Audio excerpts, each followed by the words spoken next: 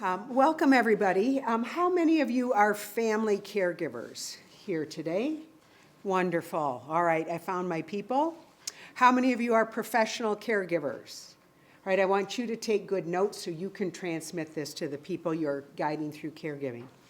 I'm going to share a slide with you, and as Dr. Blanche did, this is a little bit about my history.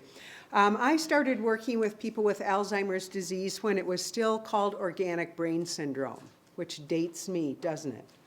This is my 45th year as a clinical social worker.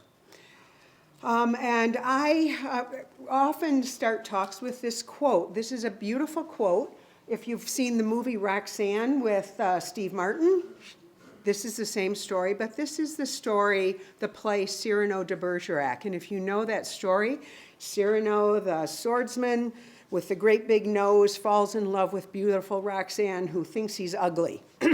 She falls in love with handsome Christian, who's stupid.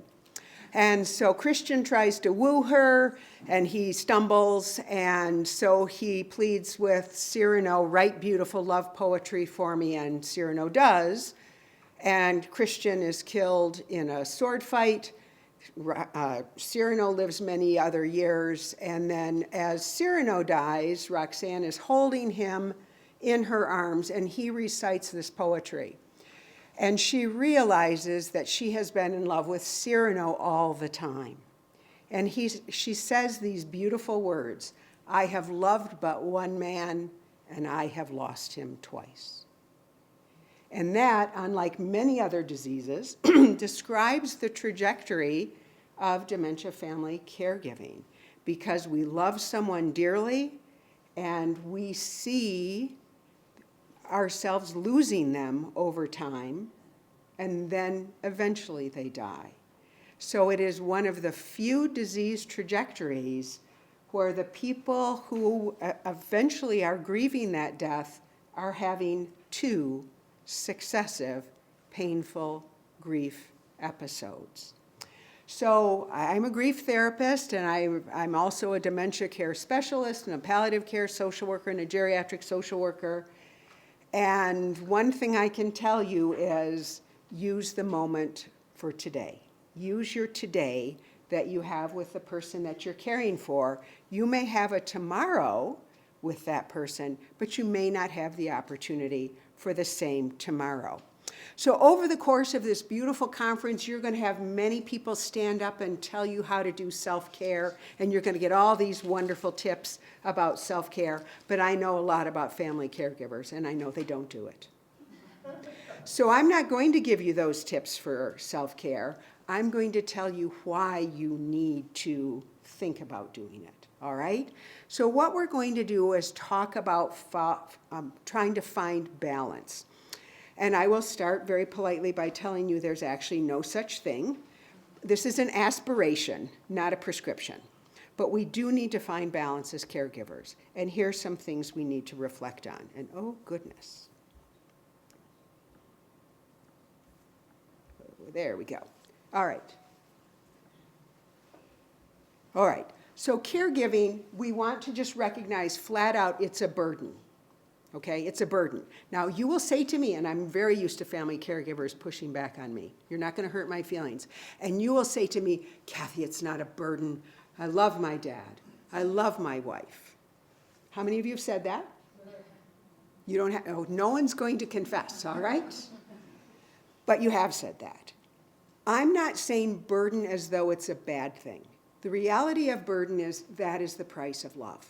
If you have ever diapered a baby who's screaming in the middle of the night and you got the diaper of a lifetime, you know it is a burden. But yes, it is also love. It is participating in love. So caregiving is, as a burden, also occasionally and very deeply a journey. And this is how it works. So I grew up in Michigan. Here you have a person hiking in Michigan. In Michigan, hiking is easy. In Michigan, we hike in straight lines on paths that are well marked that have pine needles on them. So you don't even need to wear hiking boots. You can go out in flip-flops and you can hike and hike and hike, and it's glorious and it's easy. This is Utah. This is how we hike in Utah. In Utah, you have to pay attention. When you're hiking, you have to watch your feet, or you won't see the rattlesnake. You have to watch the next step, or you're going to trip over a rock. And you also have to keep your eye on the horizon, what's coming way out there, so you know where you're going, correct? That is caregiving. Caregiving is not walking this nice path that someone's already trod and laid down pine needles. This is caregiving. It is treacherous. This is what I've learned living in Utah. And one of the things that makes it particularly treacherous is a phenomena that has only recently been articulated, and it's called companioned isolation. So you can spend time with the person you're caring for, and that can be actually the 36-hour day, and you can still feel very much alone. And you are lonely. And when many of you say, I am really lonely, you're not saying, I just need more people in my life.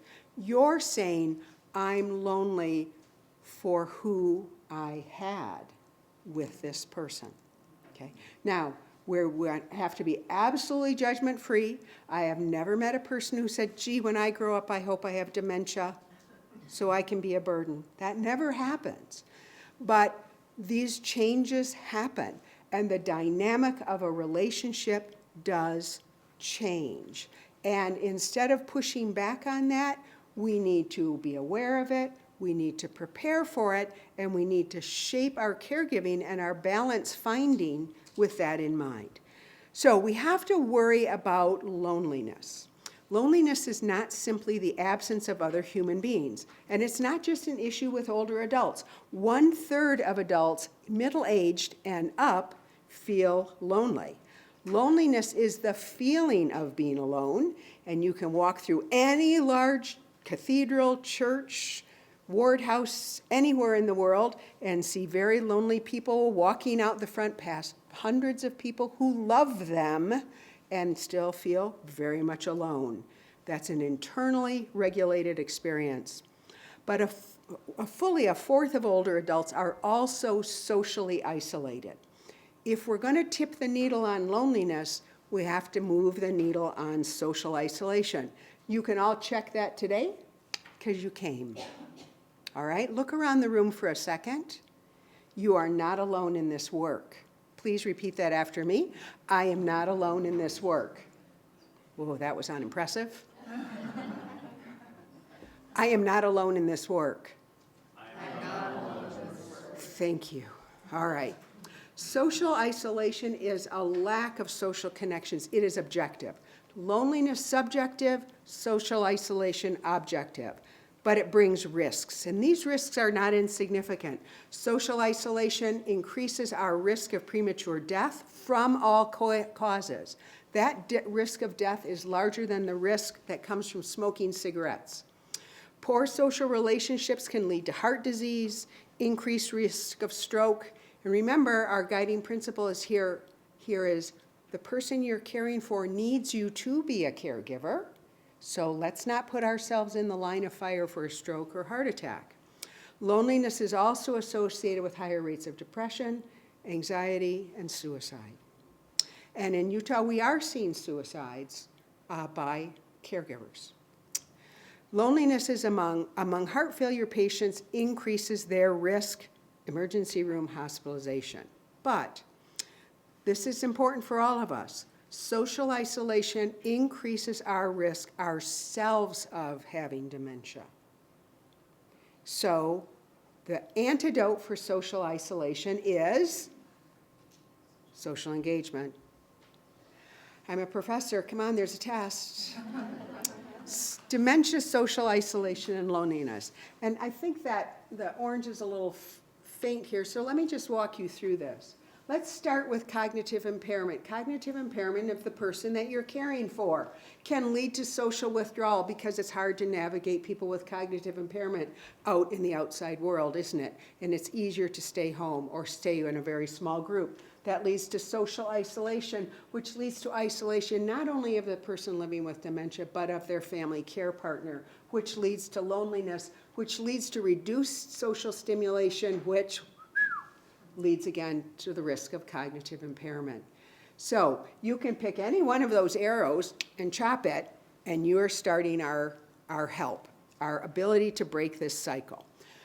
What this means for all of us is good health care for us as caregivers. You're doing all the health care navigation for your person that you're caring for. You need to get to your doctor too.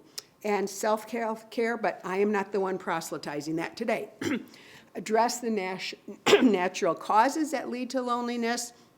Many of you have lost friends, neighbors, and we need to keep getting new people in our world. All right? It was fun to see the hugging going around here today. That was wonderful. We need more people. One of the good things my mother-in-law learned when she was in her yoga class at the age of 88, she said, I got to get in a class with younger people. This class keeps dwindling. Shared stimulating activities, both with your person that you're caring for and other people. Proactive support for family care partners, just as the Linden Legacy Foundation is doing today. This is vital. And we have to emphasize in our life interdependency, not just independence.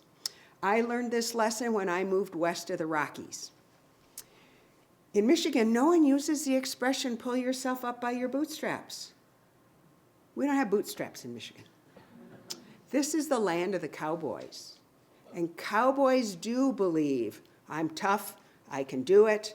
You got your Lone Rangers here. That is not going to help. Independence is not the goal in late life. That's a bad strategy. Interdependence is the goal of late life, and that is the secret to wisdom. To say, I could use some help here.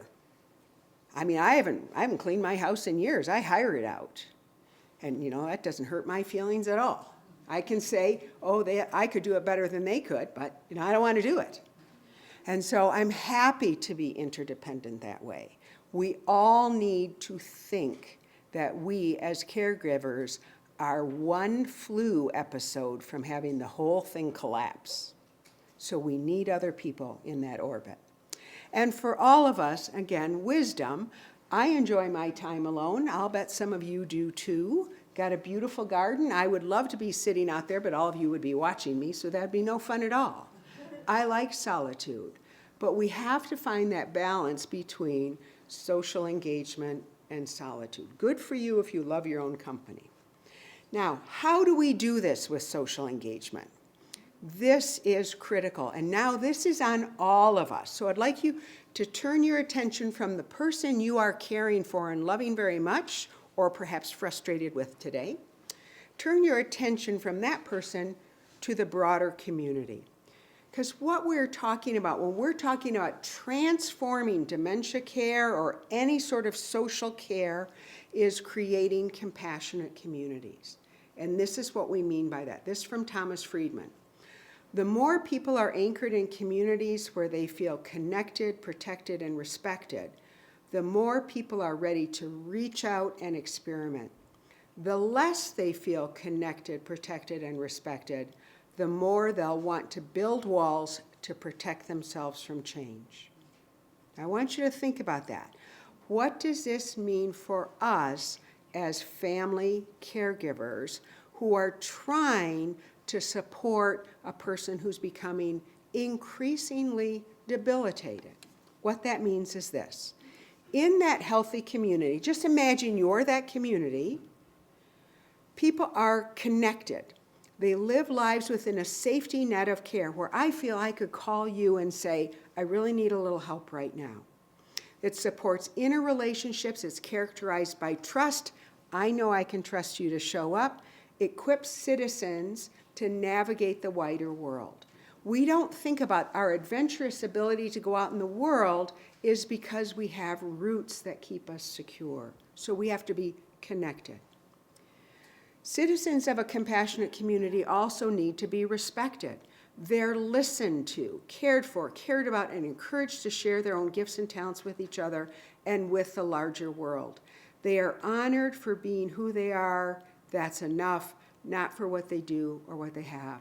Think about the person with dementia who is honored for being who they are, who they've been, who they are right now, and who they are going to be. When we respect everyone in that community, we respect the person living with dementia, we respect their caregiver for their struggles, for their fortitude, for their anger, we respect it all. We respect them. And finally, they're protected. What we mean by being protected in a compassionate community is the young, the very young, the old, the suffering are shielded from harm. We do, as a community, everything in our power to prevent those individuals, our vulnerable people, from being harmed. But when they are harmed, because harm happens, we resource them. Thank you, Alzheimer's Association. So I'm just going to shout out one type of community for dementia, for people with dementia. I'd like you to think about adult daycare for a moment. And people say about adult daycare, oh, my family member's never going to go. I have to tell you, you're right. They're never going to want to go. I have never met a client, and I've cared for thousands of older adults who said, oh, today's the day the bed in the nursing home is ready for me. Or today I get to go to daycare. No one ever says that. But in a well-crafted adult daycare center like Neighborhood House, a gift for us here in this community, people are connected to each other. Caregivers are connected to each other. They're connected with the staff. They're respected. No one is demeaned for forgetting something or having an accident, and they're protected. And they get to hang out with kids, little kids. So that is a healthy, compassionate community. It's just one example. But that could be our schools, that could be our universities, our Osher Center, our age-friendly university, which Kara helped spearhead, our churches, our neighborhoods. We can all create these compassionate communities where a caregiver and a person who needs care are both respected members of that community. And this is how it works. I love this image, and I just want to walk you through this. This is a process called sistering. My father was an incredible woodworker. He was a very successful businessman, but his hobby was being out in the shop and hammering things and sawing things and building exquisite things. But what you're seeing here is a picture of a construction site of a very old house, and they have ripped up the subfloor and found, oh my gosh, look at those old, decrepit brown support beams. But the construction team did not say, let's rip out those worthless old beams. They said, we will sister those beams. And they took beautiful, fresh 2x4s, and they bracketed them to the old beams. That, friends, is sistering. At some point, just like Rosalind Carter told us, you're going to be that nice fresh beam, and some of you are that today. And you're going to hold that weak beam so it can do its job and support the house. And someday, you and me and all of us, we're going to be that beam that needs the support. How wonderful that we can be bracketed together in this mutual care of accomplishing the goal of a compassionate community. So I want you to think about that as a caregiver. I want you to lean into that community. I want you to find that community. I want you to find that for your person living with dementia, but also for you. And why? Why do we need to find balance? All right? I'm going to challenge you, if you're a family caregiver. How many of you are reluctant to let anyone else give the care for your person with dementia? Come on, confess. Thank you. Because why? Oh, you feel guilty. All right, we'll get to that in a sec. I will tell you, not to make you feel guilty, but the correct answer is because no one does it as well as you do. And when I step away and let someone else do it, I feel guilty because they're not getting the same kind of care I would get. Did I get those two together pretty well? It is absolutely true if you said to me, well, Dr. Supiano, I can't use these services because no one knows my spouse, my parent, as well as I do. No one knows the little tricks to make her open her mouth when I spoon food. No one knows how to cajole her into the shower like I do. Is that resonating with some people? And you know what? You're right. There is no one who does it as well as you do. No one in the world. And I will give you the badge of being the best at it, because I know you've earned it. You're the best at it. You simply can't be the only at it. And that's the difference. That's what all these agencies and services are for. Not to do it instead of you, but to partner with you in the doing it so that you can, frankly, keep on doing it. Because in a country with millions and millions of unpaid caregivers and an unfortunate social structure that just wants you to keep doing it so we don't have to pay people to do it, everybody wants you to stay in the game. I do too, because you love this person. But I don't want you to do it by yourself. So why do we need to find balance? Because it's a long game, okay? We are not, and I'm not minimizing death from cancer or sudden death. I spend most of my time at Caring Connections working with sudden death, overdose death, homicide, suicide death. And I know that's quite a steep learning curve. But when we talk about dementia family caregiving, we are talking a decade of caregiving. That's what we're talking about, unless there's an intervening event that makes death happen sooner.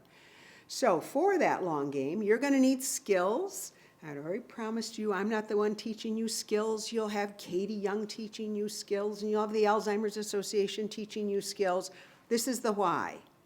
You also need stamina, okay? Very simple energy transfer. Energy out means you got to get energy in. Very simple. It's math. That's all the physics I know, but you'll have to believe me. You also need time, all right? Caregivers live in two states of time. Hurry up, hurry up, hurry up. It's got to get done. It's got to get done, but nothing goes fast enough.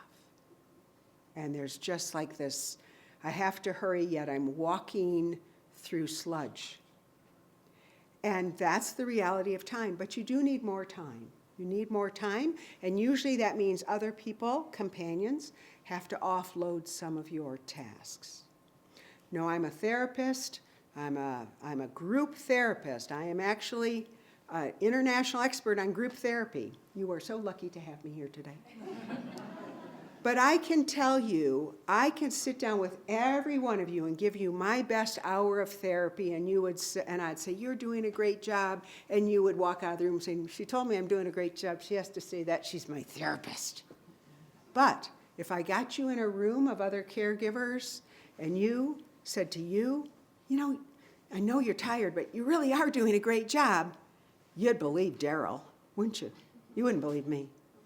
So we need companions. We need not just friends in the neighborhood, but we need the other people who get this. So I cannot shout out the Alzheimer's Association support groups enough, of which Kara does one, and a very nice one, I must say. All right, my magic is dissipating. There we go. All right, now we have to get to some hard news, friends. You will not always be a caregiver. It is important for you to keep the you of you for your post-caregiving journey. It may not seem like this is true. It may not seem that this is ever going to happen, but it happens, doesn't it? And life ends, and life has to go on. So I want you to think about that. So as a grief therapist, I don't do the guilt trip like your person would have wanted you to be happy, so just be happy.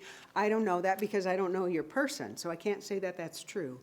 But I will tell you that you need to keep the you of you so that there is still a you, because there are other people who love you, all right? So I'm going to just give a very little brief shout out. We developed a model of care that's called pre-loss group support, which is for dementia family caregivers. It's sort of the mid to late stage of their dementia care journey. We have been funded with from the National Alzheimer's Association for many years now to develop this model. The Alzheimer's Association said to me, you know we do the front end really well with diagnosis and telling people how to get resources, But it's that mid-stage to the end that can be very, very challenging for people because it's hard to get out. So we developed this model of care. It's a 10-session group facilitated by social workers. We developed and evaluated it. And right now, our colleagues at Jewish Family Services are doing this group. We've done this in many nursing homes, and it is coming soon to the Veterans Administration Family Caregiver Program. But the basic principle here is how to engage with your person who may be now at a non-communicative or very challenging state in a way that you can feel good about and prepare for what's coming around the corner at the end of life, all right? And why does that matter? With no apologies to any of you, the best reason to find balance in caregiving is the person you are caring for needs you. So you have to pace yourself. You just simply have to pace yourself. Because if you're pouring it all out today, you're not going to have gas in that little car of yours next year. And you're going to be exhausted. And you may need to place your family member, or you may need to make that move to an adult daycare model. And you do not want to do that challenging task from a place of exhaustion or a place of guilt. You want to make those changes because it is the next season in dementia care. And some of you will never have to do that, but some of you will. And you know something? You don't know who you are yet. And so please keep yourself ready for those moments. The other reason you need to do this for your caregiver, or for your the person you're caring for, is actually a beautiful, amazing part of Alzheimer's disease, and I've never been able to figure it out. But sometimes you can be caring for a person with long Alzheimer's disease, years in, and they may not recognize you anymore. But then there's just this moment, this little magical moment, where a window seems to open, and they say, "Oh, I know you. I remember you. You're that kind girl." They may not be able to say, "You're my daughter," or name you by name, but there's this glimmer of recognition. You don't want to be too tired to miss that, believe me, because when you are holding that person's hand at the end of their life, and you will, you want to remember that moment, because that window is your window to everything that happened before. And gentlemen, I'm talking about how you fell in love with her the first time, okay? You don't want to lose that. So the only way to access the good part of this is to keep your stamina up. And the other reason to find balance is the best you deserves replenishment. So that's my challenge on guilt. Guilt is not about not being enough. It isn't. You are enough. You're already doing a fabulous job. You already should be paid for this, but you're not. So you deserve this just because you're staying in the game. And I commend you for that. I've done it too, and it's very difficult. So I believe someone in this wonderful conference is going to teach you some meditation at some point, and I don't know who got that lucky job, but I'm going to actually lead you right now in a little bit of a meditation. This is one of my favorite meditations. You don't even have to close your eyes. I'm not even going to make you do that, but do take a deep breath or two to get ready. This is written by a man named Rick Lauber, who is the head of Canadian Caregivers, their version of the Alzheimer's Association. I cannot control the disease process. I can control many aspects of how it affects me and my family member. I today set my intention to take care of myself so that I can continue doing the things that are most important. Simplify my lifestyle so that my time and energy are available for things that are really important at this time. Cultivate the gift of allowing others to help me, because caring for my family member is too big a job to be done by one person. Take one day at a time rather than worry about what may or may not happen in the future, and breathe in and breathe out. Structure my day because a consistent schedule makes life easier for me and my family member. Have a sense of humor because laughter helps put all things in a more positive perspective. Remember that my family member is not being difficult on purpose, rather that their behavior and emotions are distorted by the illness. Focus on and enjoy what my family member can still do, rather than constantly lamenting what is gone, and breathe in and breathe out. Increasingly depend on the other relationships for love and support. Remind myself that I am doing the best I can at this very moment, and draw on a higher power as I understand it, and breathe in and breathe out. So thank you. I appreciate you letting me share that with you today. I am going to invite you, only because I know some of you, while you are caregivers, are also concurrently grievers, and that's actually my primary line of work right now. And next week, we will have our annual Seeds of Remembrance event. So if you're a caregiver and also grieving, you are welcome to come to that. We have flyers out at the table. I also have copies of that caregiver meditation if you'd like it. But I know many of you are actually fighting battles on multiple fronts. You might have adult children who have needs, siblings who have needs, grandchildren, great-grandchildren. I mean, very few of us have only one stressor in our lives. So I thank you for the opportunity to be here and support you today, and wish you all good things. Thank you.